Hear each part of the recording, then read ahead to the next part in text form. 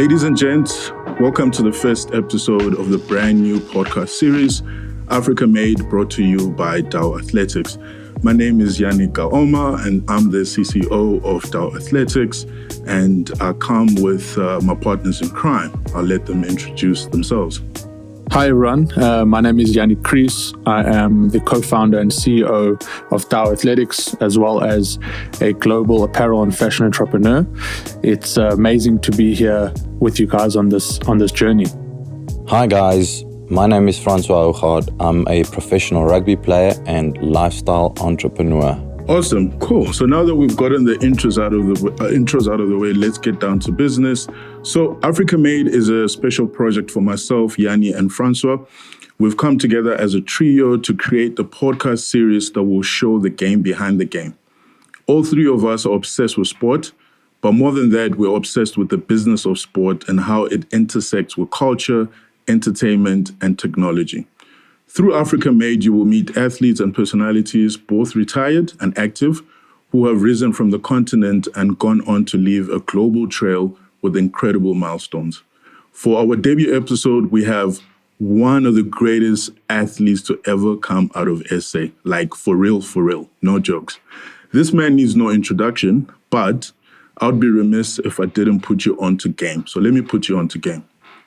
This legend enjoyed a 15-year stellar rugby career. He made his debut for the Golden Lions and went on to play for the Blue Bulls, the Stormers, and Toulon in France. He earned 124 test caps for the Springboks and went on to win the 2007 Rugby World Cup with them. He was crowned as the International Rugby Board Player of the Year in 2007.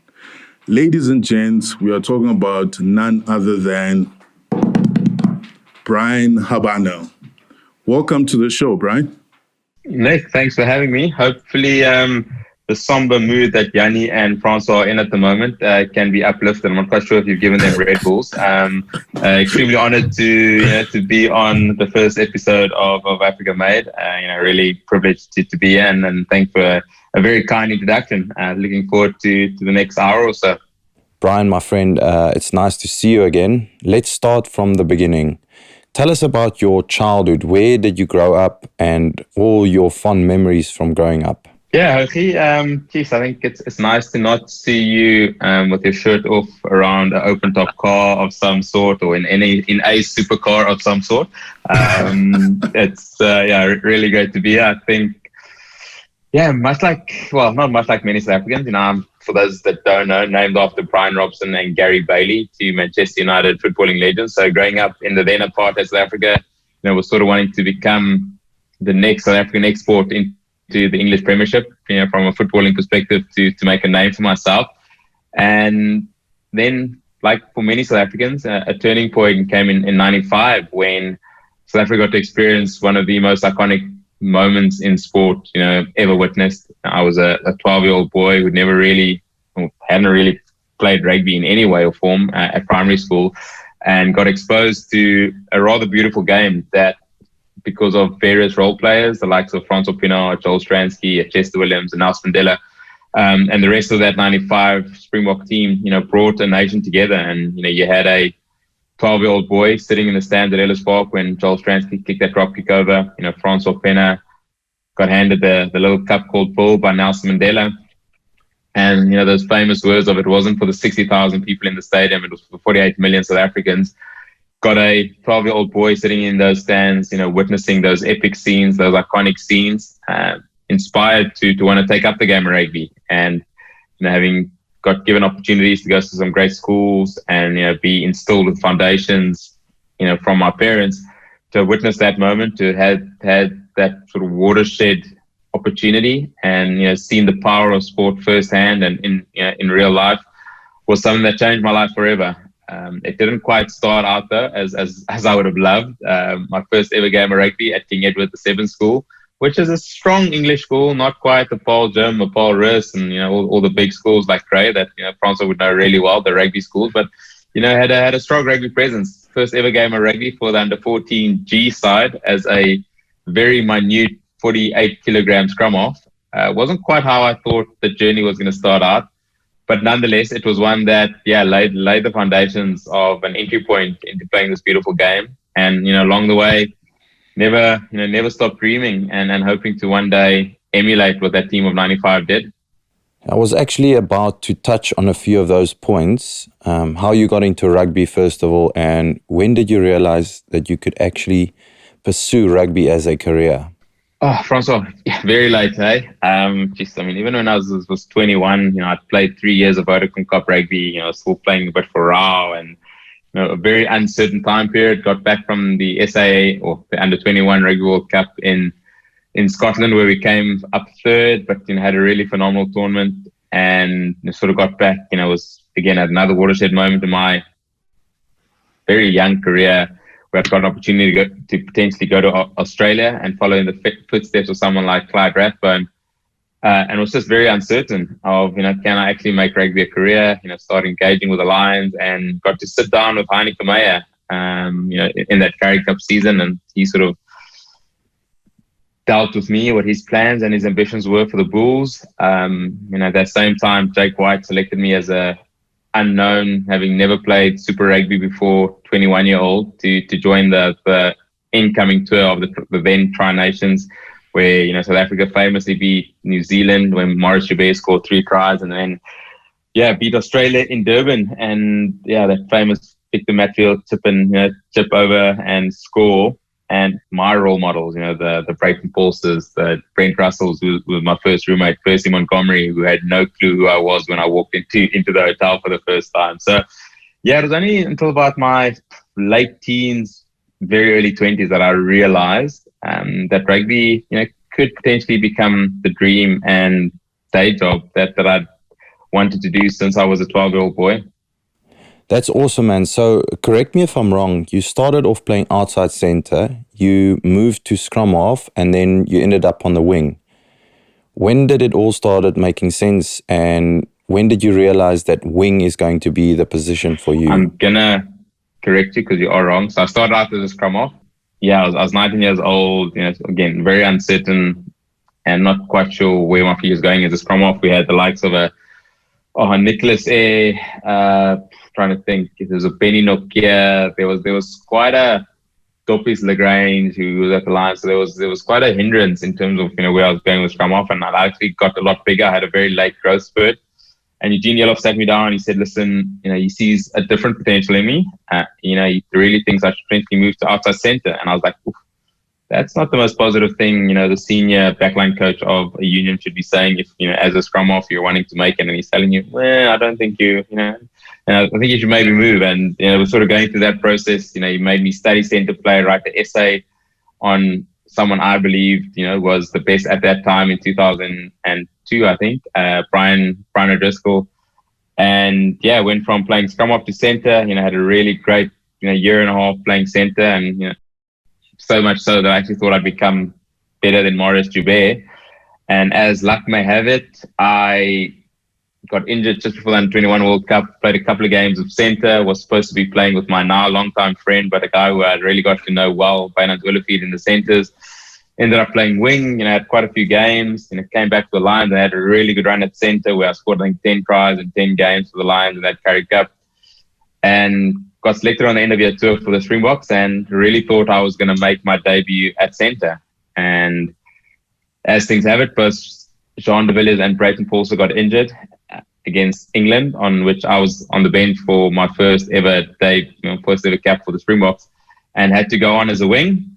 I managed to score a try with my first touch of the ball in international rugby against the then world champions England at the Homer Rugby Twickenham, and it was a pretty special start. And got given the number 11 jersey the following week in Scotland. And as I say, the rest is history. So probably still believed I could have done a lot more at centre. But if you look at the likes of Jean de Villiers, Jacques Fourie, David Barry, Maurice Joubert, a lot of guys that played centre in the time that I was playing for the Springboks. Playing on the wing was not something I ever thought I was destined for. But 124 test matches later, 123 on the wing, I'm probably not complaining. Amazing story. So my career took a similar twist. So I went to school in Stellenbosch at Paul Roos Gymnasium. I then, first year after school, I played for the junior Springboks in the World Cup, and I then went to the Western Province Academy in Stellenbosch, where I played under 19, under 21, and senior Currie Cup.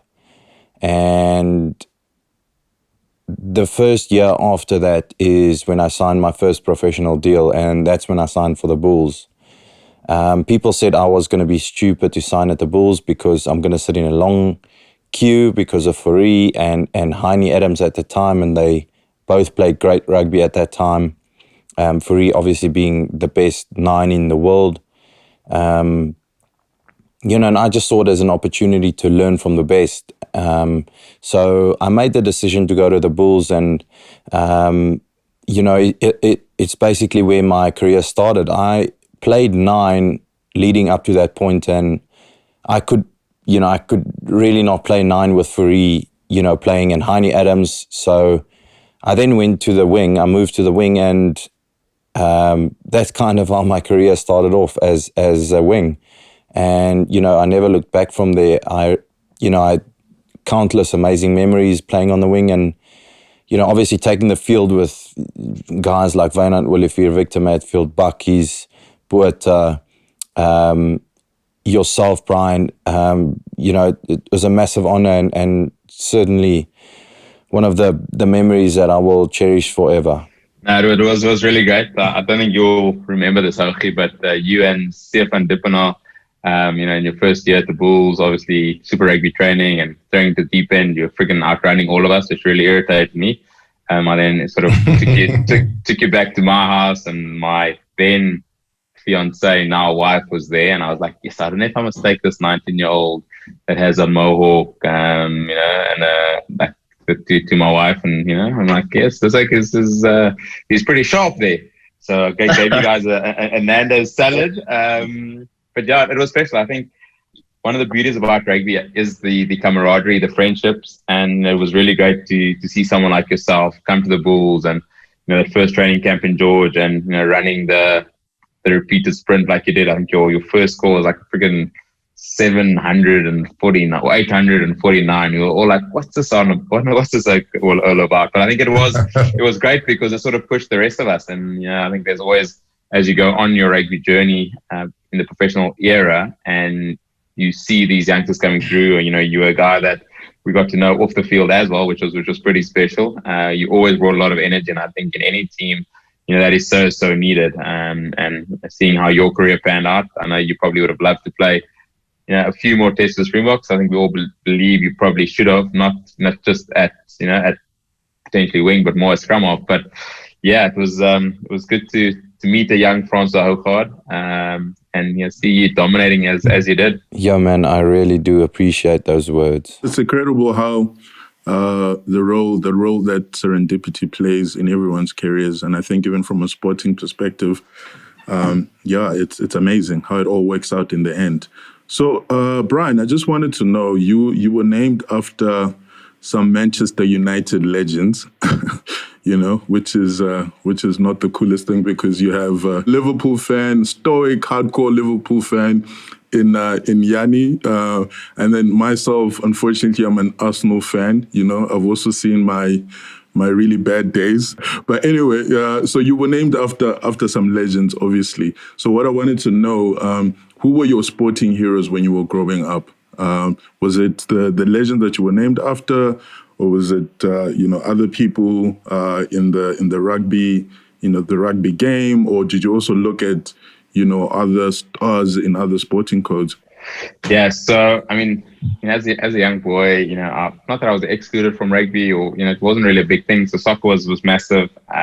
Being named after Brian Robson, Gary Bailey, Manchester United was a big go-to in our house. But as a youngster, I actually wanted to be the next Ultimate Warrior from the WWF, or now WWE.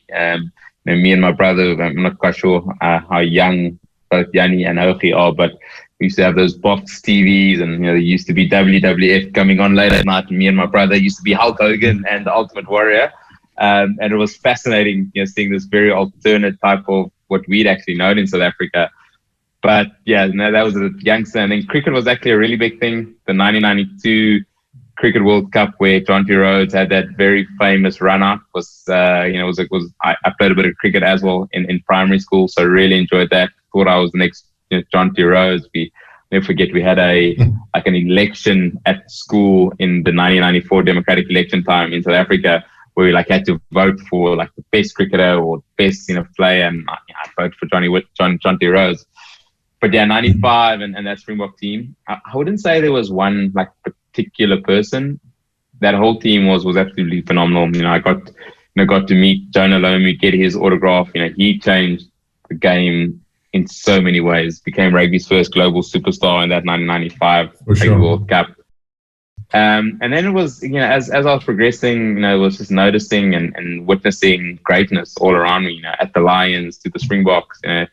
And I was still playing scrum off, so you had the likes of US Van Vesta, and then you had George Regan, who I tried to sort of model my game around. He was a lot smaller, but his work rate, his communication was things that he used to his advantage. And I think that was again. So there wasn't one particular person. There wasn't one guy I was thinking, and that's my heroes. And yeah, I think having those various role models from different environments, having a family foundation where I really got taught the value of education, discipline and things like that was incredibly crucial in my upbringing. And yeah, I thought I always wanted to be the best. And you sort of looked at various, the Tiger Woods of the world, the Roger Federers of the world, the then Lance Armstrongs of the world before we all found out the reality, and sort of model yourself not purely from what you were doing on the field or on the court, but the manner in which you were portrayed off it, the many humanitarian things that people did. So, I know it's a very broad answer. I don't want to say there were no heroes. That group of 95 in totality was definitely a group that I inspired to.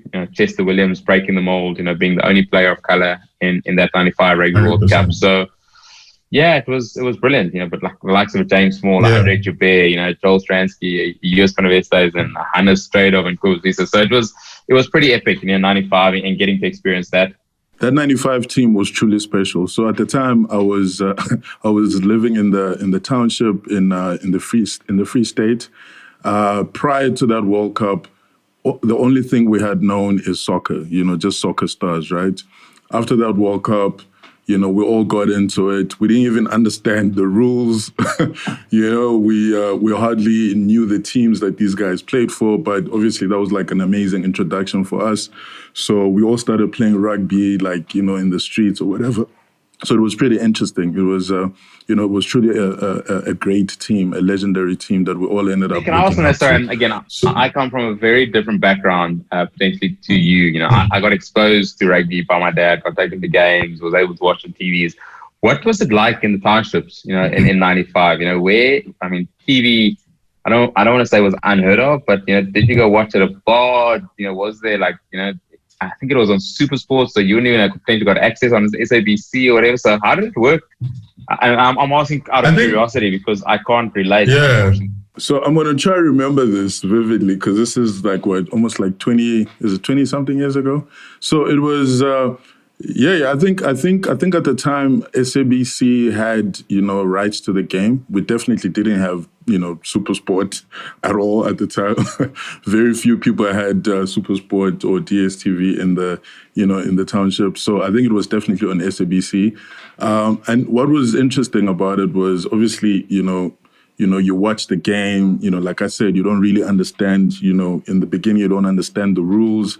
But, by the time you around quarterfinals, I think you've gotten the hang of the game, right? And what started happening after every Springbok victory, we'll then go out into a field with our, low balls, and we'll start just emulating the stars, And the guy that really, really stuck out was actually Chester, So how in soccer, when you're playing soccer, you use a name, right? So you'll be like, oh, Drogba, I'm Drogba, I'm, Henry, or whatever the case might be. So we were all Chester. Now we must fight over Chester. Like Ronaldo, the best scorer of all time. No, definitely Ronaldo. Ronaldo obviously is a hero of mine. I'm more of a fan of the original Ronaldo, Brazilian Ronaldo, Pele. The Portuguese Ronaldo is also pretty dope. and yeah, shout out to Pele too, So yeah, it was amazing, man. It was amazing. Yeah, it was incredible. So eventually we all got into it. The reason I ask is, again, I tell the story about the Seklisis of the world, the Makazoris Mapimpi. I really got given a very different upbringing, to people from the rural communities or the townships that really had no potential future. Rugby was the furthest thing from their mind, and obviously 2007 was incredibly impactful off the field for me. Seeing what rugby meant on the other side, being at play and then going to the rural townships in the Eastern Cape. But back then, I think it was just a very different. It's great to get that insight because Chester Williams, got into. He actually was like the poster boy, but then I don't even remember, he got injured and only got to come back after I think it was the Canada game where we had that massive brawl and punch up, and Peter Hendricks got red carded and sent home. So Chester was actually initially not even in. But he got injured and he wasn't going to go, and then through that he became the status symbol. And in his passing, a few years ago now, was really someone that brought the true South Africa to life. And it's great to hear that there was a correlation or a way of relating to rugby through him. For me, all of them were heroes. I didn't gravitate towards Chester Williams just because of the color of his skin, but for those listening, I think just understanding the history of South Africa, a lot of the people of color actually didn't even want to support the Springboks. They wanted to support the All Blacks. They wanted to, rugby was seen as an oppressionistic environment, and if it wasn't for Nelson Mandela, the Springbok as a symbol, would have potentially been lost in 95. Right. And it was amazing to see the power of sport, how that changed mindsets, and really united a nation in such a powerful way. Definitely. Okay. So, Bryan, do you remember obviously you remember your professional debut, but do you remember that moment, like how it felt, like, maybe like the couple of hours leading, up to it, the night before? Did you even sleep? Did you even eat? Do you remember your debut? How was that moment for you? I'm sure it was, it was like something, that's made out of a fairy tale, right? It was freezing. It was so cold. Like I'd obviously never been. I'd been to New Zealand and America literally that same year, but this was sort of my first time ever to the UK, and it's always difficult trying to put into words the emotions, the thoughts running through your heads, because it goes by so quickly. And for us, like I said earlier, John and Brayton Paulser both got injured at the same time. So myself and Jacques Fourie, another guy that walked a long way within my rugby career and life with, were the two replacements on the bench. Jacques was going to go on his wing and I was going to be for the centers. And now all of a sudden, I'd never really played wing before for Super Rugby, Currie Cup, nothing. And I was going to go on the wing and was sort of warming up, but like literally my fingers were frozen. I couldn't feel my toes. It was that cold. It was like 2 degrees. We were getting absolutely pummeled. Like you could see it, when you see those shots of like the forwards at scrum time and like just this steam coming off them. And I was like, so keen, ready to get on. There's like 9 minutes left. You sort of a little bit disheartened because you've now waited so long and the team's getting beaten. And you obviously just want to go on and make a difference. And you want to be this energetic guy that, really positively impacts the way the game's going. And I'm like sort of about to run on and the team manager calls me back. And I'm like, that's another minute of wasted time that I'm not going to get an opportunity. And he says, no, you're still running on. You just got to take the beanie off your head.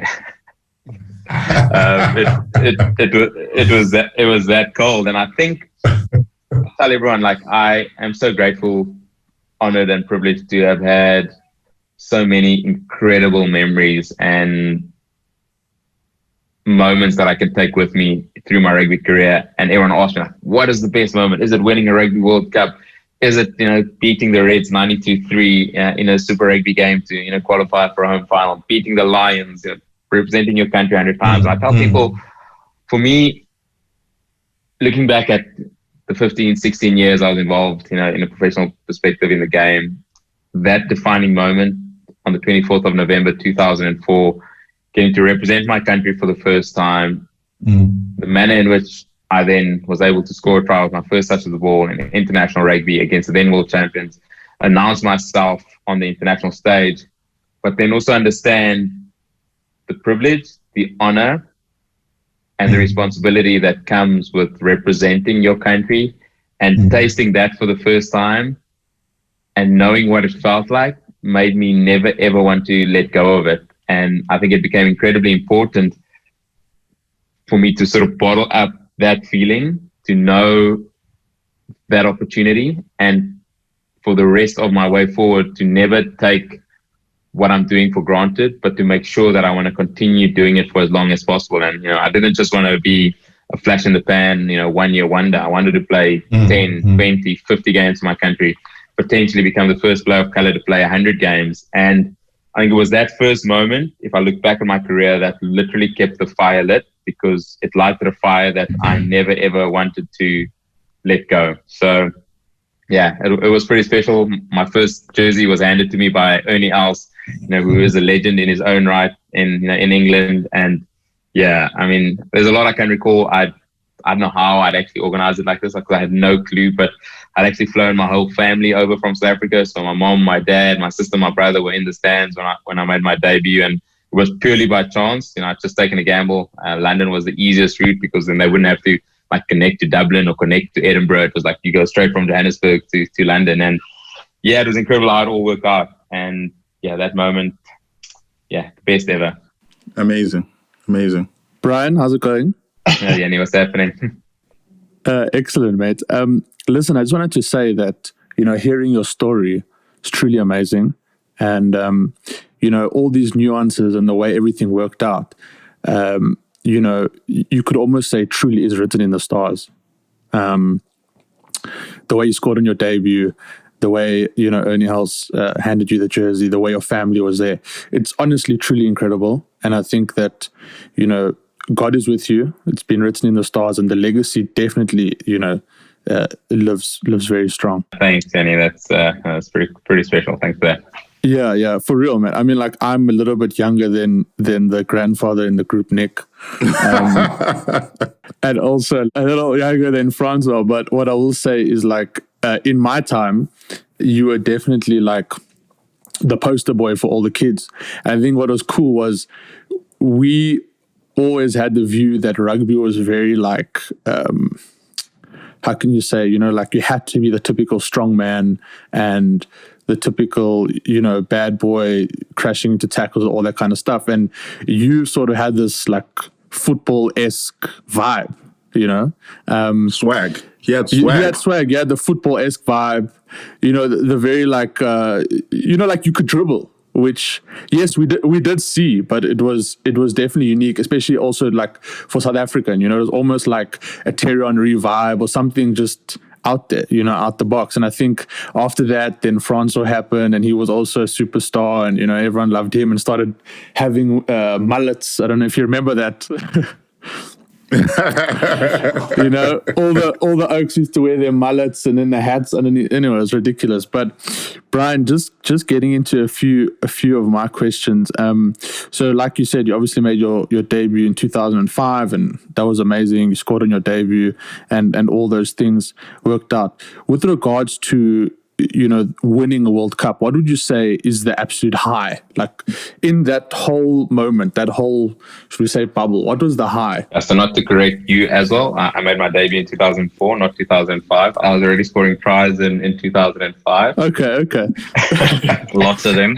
Yeah, so I think, Yanni, a lot of people ask about that 2007 journey and how we got there. And I'm extremely grateful, to someone like Jake White, who literally picked me up out of obscurity and sort of gave me an opportunity, which, yes, I then grabbed with both hands. And I do get asked quite a bit, who's the best coach you've ever played under? And then I said to everyone, well, what do you term best? Because best is a very subjective word. Is it winning a World Cup? Is it beat like Jake White did? Is it beating the All Blacks in New Zealand twice like Peter de Villiers did, winning Aboriginal Irish Lions to honest way?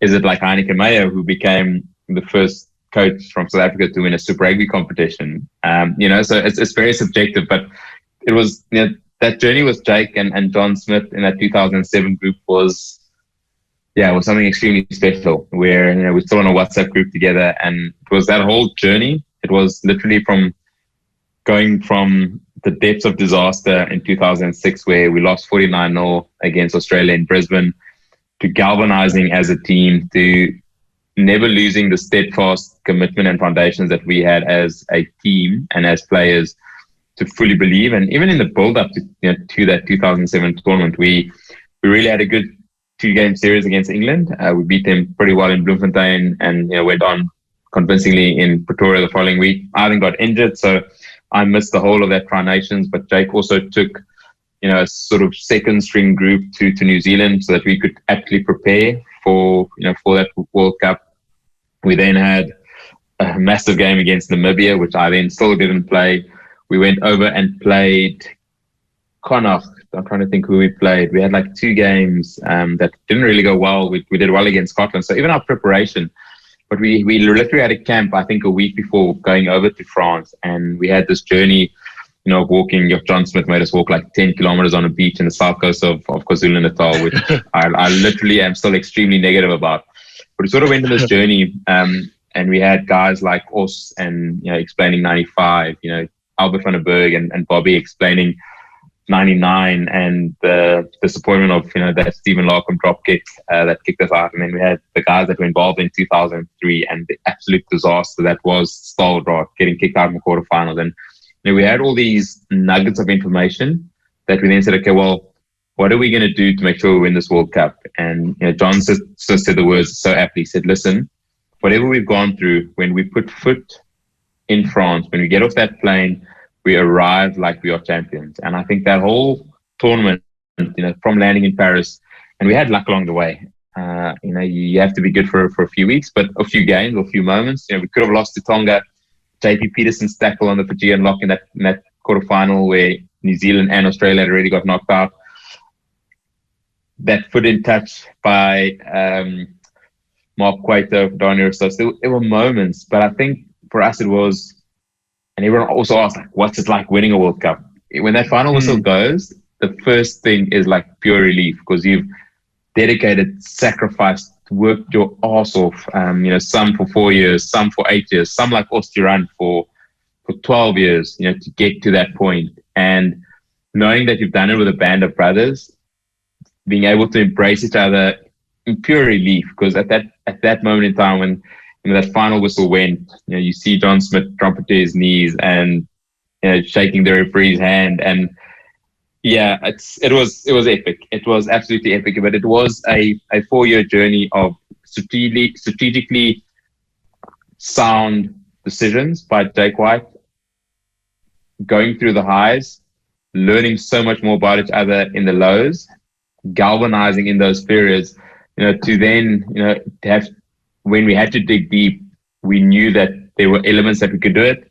And Jake was extremely, you know, out of the box when he brought someone like Eddie Jones in, you know, 2 months before that World Cup. So it was that strategic build-up. And, you know, it's sad that, again, I've only been to one World Cup final, because I really believe, you know, even 2011 where we got kicked out in the quarterfinals, which should never have happened. But in 2015, we were 2 points away from beating the All Blacks. And even though Japan had happened, there was just so much going for us. So yeah, I think that pure moment of relief, and looking then back at the journey and seeing the sacrifice, seeing the effort, seeing the, you know, the real commitment and desire put in to get to that point, is like anything in life.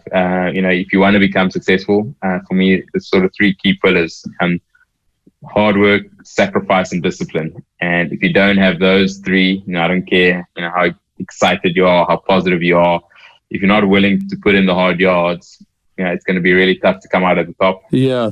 So, Bryan, that's amazing. What I really took away from what you said is your real high is looking back at the special moments collectively, and, you know, the reality of the work they need to put in, the pillars that you set in your life to become successful. So just real quick before we head on to the business sector, what would you say, you know, your legacy in rugby and South African sports is overall? I almost want to say it's not for me to say. I think when like I said earlier, when I got the opportunity to represent my country for the first time and having seen the power that's played in my life as a 12-year-old boy, having never experienced the game of rugby before, inspiring me to take up the game, to then 12 years later do the same and drive, on the trophy tour through the rural townships in the Eastern Cape and see, young black kids in the rural areas running a kilometer or two barefoot behind the bus, just to get a glimpse of their heroes, to get a glimpse of hope. I sort of wanted to live in the moment, sort of that carpe diem way of living, working incredibly hard, sacrificing, but, living in the moment. And I think, I tell a lot of athletes, given that I'm now in the transition period where we were extremely grateful in terms of the bond we had at the Bulls, is that I always try to make rugby, or understand that rugby was an incredibly important and big part of my life, but that it wasn't my life. And that essentially comes from my beginnings. And I think in the transition period, where a lot of athletes struggle, is you lose your identity. And I think for me, I didn't want to lose my identity. I think I related to Black people, white people, colored people, Indian people. I didn't see myself as a player of color. I didn't see myself as a quota player because I couldn't. I got given a great upbringing, got given great education. So my legacy was about leaving the jersey in a better place than what I received it. And I know that is something a lot of people say, but for me, it's not just the jersey. It's the manner in which you leave the game. How are you inspiring? How are you giving back? How are you allowing young boys and girls to dream of creating themselves a platform to succeed and not just become rugby players, becoming doctors and doing my philanthropic and humanitarian work, and doing some stuff with the Laureus Academy. I think that has been, so much more important because yes, it's been great to contribute. And, Heineke May actually had a saying that if you want to be number one, continuously train as though you're number two. And I think for me, it was forever and ongoing. I didn't ever want to believe that I'd arrive. And I really almost wanted to only judge myself when I eventually hung up my boots. And then you can look back and reflect. And Francois knows one of our coaches, Johan van Graan, who sort of always had the saying that memories are all we have. And I just wanted to make sure that I leave the game with as many beautiful and amazing memories as possible. And I'd like to think, I've done that to the best possible. I've yet to meet any professional athlete who doesn't have any regrets. I know we all, you say fluffy things when you retire, but there are moments in your career where you're not doing, what you potentially can look in the mirror and be proud of in terms of your performances. And, there are little tidbits of regret. I don't regret my career. I would do it over in a heartbeat. But I think it's looking back and knowing that the memories I take with me, not just on the field and hopefully having left the jersey specifically in a better place, but having left the game in a better place. And yeah, it's the hardest decision that professional athletes have to make, to call it quits, to move on to the next phase of your life. But looking back now, I'm so grateful that I get to take so many amazing memories with, and hopefully having left my own footprint on the game. Amazing, Bryan. I think the main takeaway, I think, for the listeners will definitely be that your legacy, definitely has a footprint. And the most amazing part is that hearing from you, it's not just in the past, it's continuing. Your goal is so much bigger than just what happened in your sport career, and what I would truly say is you are truly Africa made. So amazing. No doubt. Just to add on to that, I think why so many sportsmen and in particular rugby players suffer from depression, once they finish the game is, like Bryan said, it shouldn't be your be all and end all and everything, your whole world. Because once you stop playing, that whole world falls apart. There's so many amazing campaigns, especially in the Premiership, about mental, health and mental awareness. They give you all these numbers and people to speak to. I think it's massively important because, if that is your everything, all your friends are involved in the game, which is amazing. But the day that you finish, those things all fall apart. You're not the man anymore. You don't play in front of these amazing crowds. So I think your ego takes a massive shock, and then you having to go into this strange and unknown world where you got to go sit behind a desk or do a certain job that, you know, you didn't particularly study for, you don't really like. Whereas if you focus on your brand and have that balance, you can start investing and start a business, you know, while you are still playing rugby. And something most important, I think it's something that you can start something that you love. And that's a massive difference. Whereas you give it enough attention, you can go into kind of I call it a soft landing, kind of merge into life after rugby, and you'll be 100% fine. Yeah, I became a Springbok earning 100,000 Rand a year, Francois, so it's really difficult. I mean, you wanted 100,000 Rand at full risk, you know, when you're in matric. So, you know, times are very, very different. And it's great to have seen, you know, the game grow and continue growing from a financial perspective. I definitely think we are so much far ahead now, you know, than we were when I started playing.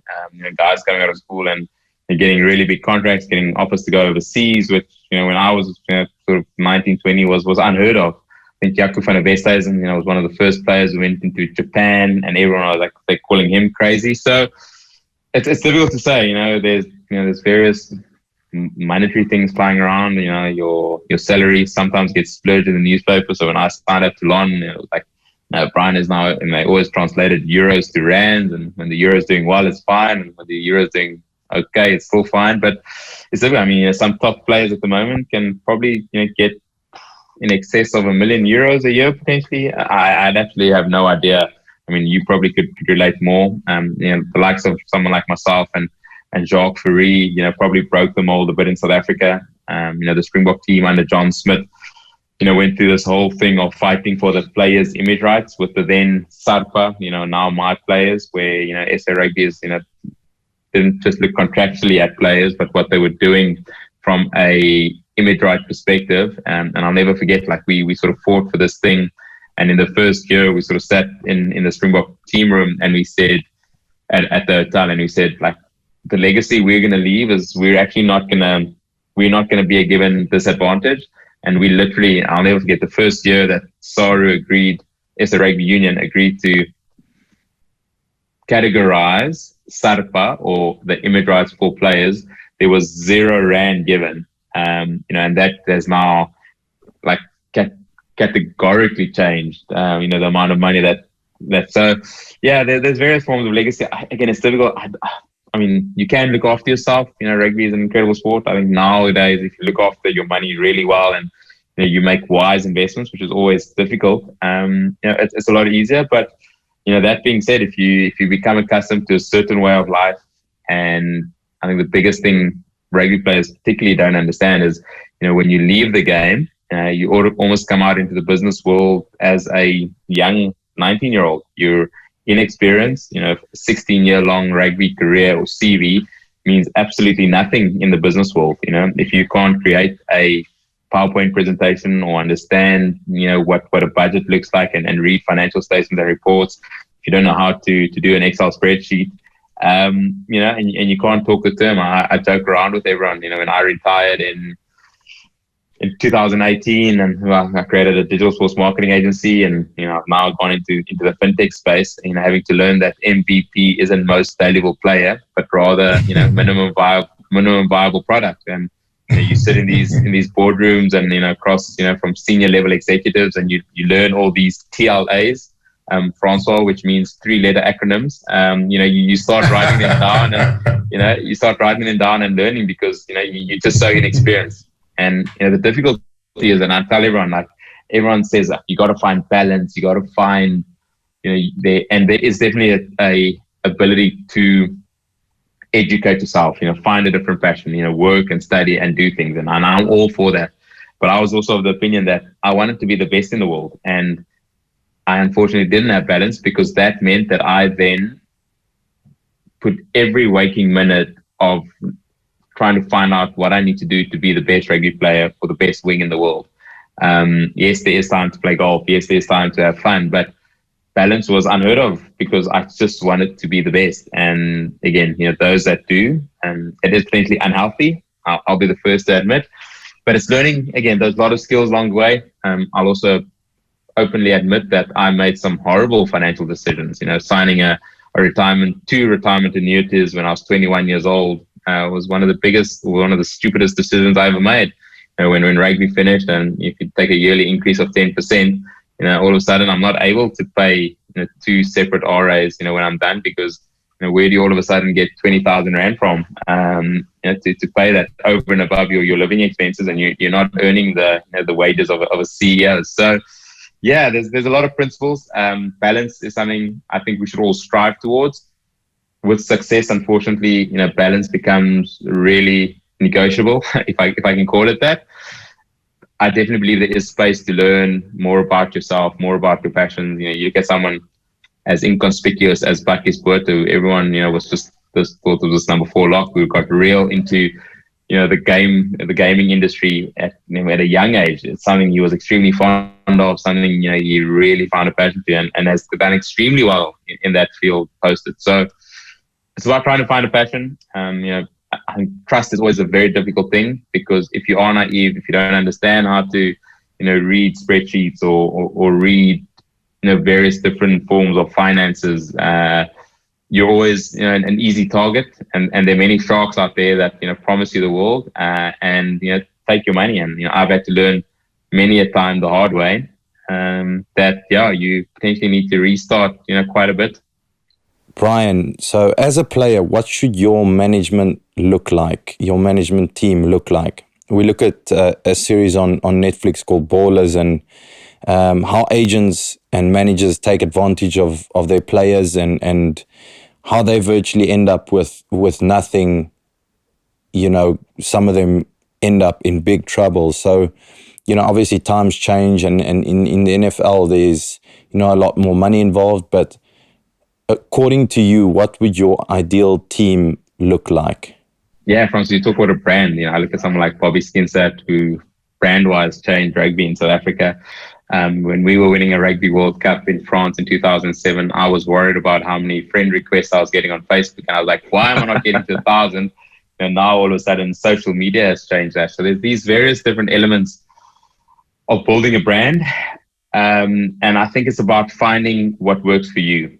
If you're not the best in something, so if you haven't studied law, if you don't know how to work with finances or investments, if you do have a very big social media presence on Instagram, Twitter, Facebook, so it's difficult to say. I think each and everybody's needs would be different. Someone like Skalkberger has never ever been on social media.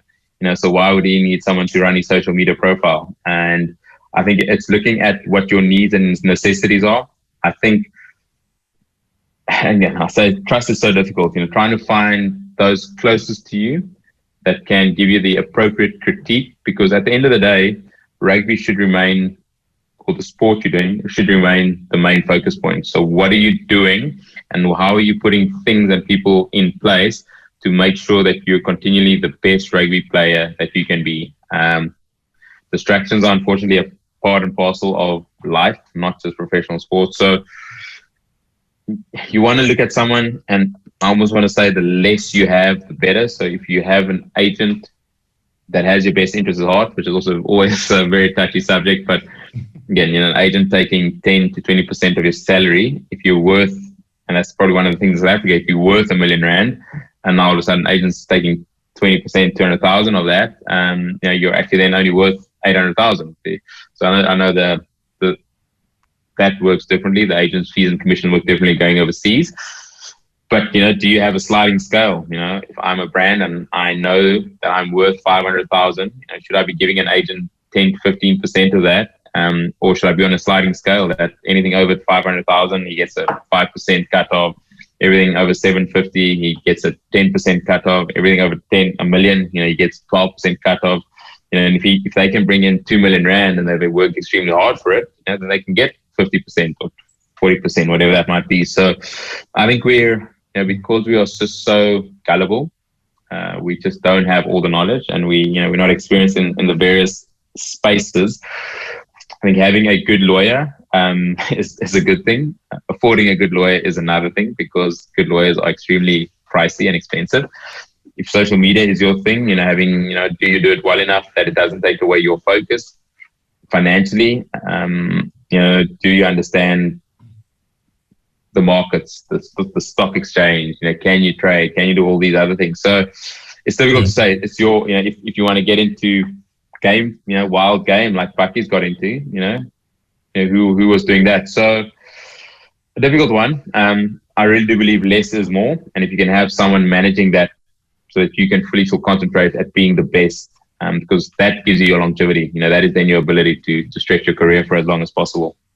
I definitely think it's having a fine balance between, having a big social media presence on the likes of Instagram, Twitter, LinkedIn, where you can use social media as an athlete to grow your brand, first of all, and then through growing your brand, you can launch business, your business of interest, where, you might do a clothing brand or a nutrition brand or something like that, but also having that balance to still focus on rugby, equally as much, because the saying goes, let the main thing stay the main thing. And in this case, obviously rugby being the main thing, having that balance between, having that presence and building your brand, building your businesses, but also being able to focus on your career and, keep on playing well and keep on performing on the field.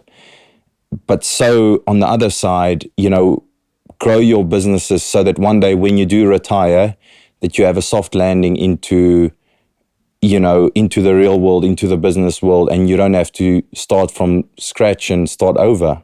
I was just about to say that, Francois. One of my favorite phrases, keep the main thing the main thing. But while you're doing that, I think you obviously have to have an eye on the future, because the main thing, which is rugby or sport right now, 10 years down the line, it won't be the main thing for you. So whatever investments that you're making or ventures that you're getting into, it's almost like you have to have, keep one hand on that, right? And an eye on that, and make sure that also gets taken care of, because otherwise you just end up losing, a whole lot of money, and, the headache and the heartache from that possibly affects the main thing. So it's an interesting one from a balance perspective. So I have just, I think, two questions for you, Bryan, and it's still around money. I think all of us here, and I'll speak for myself and my partners, we're all about getting the bag, getting your money up, that's what makes the world go round, right? So I just wanted to find out, I'm sure you've been part of a million negotiations, right? Or rather maybe your agents or managers. What would you say is the secret behind coming out of these negotiations with a dub? Like, you've won, that particular negotiation, because I'm sure there's quite a bit of, agreements that you have to, essentially like establish, whether it's with clubs or with brands, or even like with organizations like, the Loris Sports Awards or whatever. What's your tactic when you're negotiating with, with these people? Knowledge is power. That can be in various forms. And, when I say knowledge, are you reading? Are you understanding the situation, environment you're in? Are you keeping your ear to the ground? Do you understand reading a contract and the small and fine print? So knowledge is power. Knowledge also then potentially gives you the upper hand around the negotiating table. And, I've made some horrible decisions because I thought I knew more than what I should have known. And, I wasn't prepared to find out a little bit more. I've made some stupid investments because I wasn't able to just dig a little bit deeper. So knowledge is power. And when you go in with a wealth of wisdom, not only can you be more impactful and your presence can potentially be more powerful, but you can walk away making a wiser decision. So knowledge is power. Awesome. I'm a big believer in, in the power behind books. They say that most of the world's secrets are actually hidden, between the pages of books. So I'm an obsessive reader. I read about 3 books at a time. And that's because even if you don't have, a college education or whatever, But like, there's a lot that you can teach yourself just being obsessed with a particular subject matter. That's actually what I did. I dropped out of UCT. I was studying at UCT trying to get a finance degree, but I dropped out, and I just ended up just teaching myself, and that's usually just through books and through people, learning through people. So I just wanted to know, so in like you were talking about Ronaldo earlier, Ronaldo is part of an elite, group, the pantheon, right? That includes Michael Jordan, Tiger Woods. I think I read, Roger Federer is also on his way to joining, this group. So these are guys that have become billionaires, whether it's through, just what they've earned in their career or just after, retiring and their ventures, etc. Do you think that, we'll see an African athlete become a billionaire? I know it's a random question, but do you think that it could happen? And and how would that happen? What would need to be the right sort of like environment to ensure that our athletes also become billionaires? I mean, why not? Are you saying dollar billionaires or rand billionaires? Massive difference.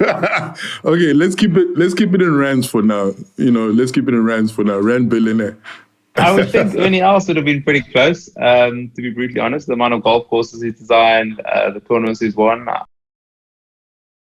carry player. So from a rand perspective, I reckon there would be a few. Someone like Didier Drogba, who you mentioned earlier, in terms of in terms of pure rands, I think they would have potentially been close. Yeah, I think, dollars wise, rugby, I'd love to say it would. I can't see any athlete from rugby being able to, get remotely close to a dollar billionaire. Soccer, I definitely think there, are potential. I don't really watch a lot of African soccer, so I can't really honestly comment on that. Golf is potentially something where, there is an easier entry point into that, just purely from a rand perspective. I don't think from a dollar perspective. I think we got some great athletes, like track and field athletes that, could potentially go on and, and do potentially become the next Usain Bolt or something like that. So, yeah, I would love to, though. I would love to see an African dollar billionaire from the sporting perspective, the sporting realm. It'll take an extreme amount of hard work and effort.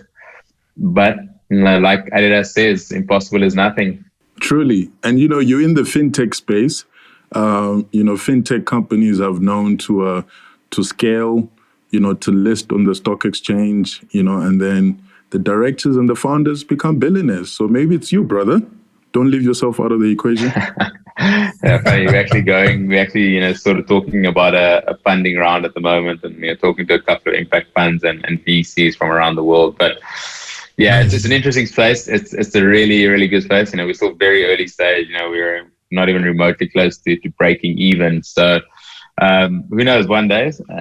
Extremely exciting. And I'm in the early wage access environment, which is a really great financial inclusion space, which we're extremely excited about. So yeah, who knows? There is potential. We wouldn't mind a couple of dollar or pound investments over the next year or two. I'm sure that's coming. Just to wrap up a few questions before we run out of time, what advice would you give people that's trying to make it big on the continent in their various sports? Francis, I think COVID has thrown a massive spanner in their work, in the works at the moment. We've got a lot of overseas-based interests outside of the African continent. I think it's a difficult question because there's just so many intricate parts that have to go with it. There is the hard work, dedication, and commitment or sacrifice that I said earlier, but you need, unfortunately, a bit of luck along the way. I wouldn't have been able to get to where I got to if the coaches hadn't selected me. So I definitely think those three key pillars of hard work, dedication, and sacrifice are non-negotiable. If you want to be a success at anything. From an African content perspective, it's going to be a push, but to never lose the self-belief. I mean, I had teachers at school who told me or dropped me from a team because they just didn't believe I was good enough. So potentially surrounding yourself with people that believe in you, would support you. Being realistic, I think, is a rig, because so many people have goals and dreams and ambitions. Do you tangibly put an action plan in place about how to get to that goal? Do you have daily, weekly, monthly, yearly goals to slowly, purely progress you to that point? So hard work, sacrifice, and dedication, three key pillars. But need the bounce of a ball, and you need a bit of luck along the way, and being able to, if you can appropriately judge in terms of understanding, if it is a reality or not, and putting action points into place to make the plan, hopefully come to reality. Amazing. Bryan, thanks so much for your time, man. It's genuinely an honor. We really appreciate the fact that you made the time. And I just closing remarks from myself and the team. You've inspired millions, over the years, and I think you will continue to inspire millions through your philanthropic work. But I think it's also important that, these kids that look up to like sports stars are also able to see someone like you go into the world of business and actually do really great. So I've read up on your guys' company. And I do believe that, we will see this company on the JSE, if not the NASDAQ, one day. Sorry, which one? I've got a few. Okay. Just need to clarify. The fintech one has got a lot of legs. Matchkit, we're growing nicely and organically. But yeah, fintech. And to be honest, Nick, anything financial at the moment, if it's not tech driven, it's archaic. So 100%. I'm not going to quite put out a tweet like Elon Musk about Bitcoin, I don't think it will jump like it did. But yeah, no, thanks. Yeah, it's been great making the transition period. Absolutely brilliant to be talking to you guys. Really appreciate the opportunity and the honor of being your first guest, and looking forward to seeing how African Made goes from strength to strength. And good luck with Tower Athletics as well. Looking forward to hopefully hearing some brilliant success stories from you guys as well. Seeing Francois with his top off on supercars a lot more. He's our guy. He's taking the swag vibes to the next level in rugby. You know what I mean? I mean, someone's got to represent, He's always been a pioneer ahead of the pack. 100%. Thanks so much, brother. So yeah, for everyone out there, thanks so much for listening. So that's myself, Yanni and Francois, just hosting Africa Made with our amazing and legendary guest, Bryan Habana. Obviously, make sure that you follow us on social media. Check us out on Instagram and Twitter. Follow Tau Athletics, Tau with the TAU Athletics. And tell everyone, tell your mama, tell your grandma,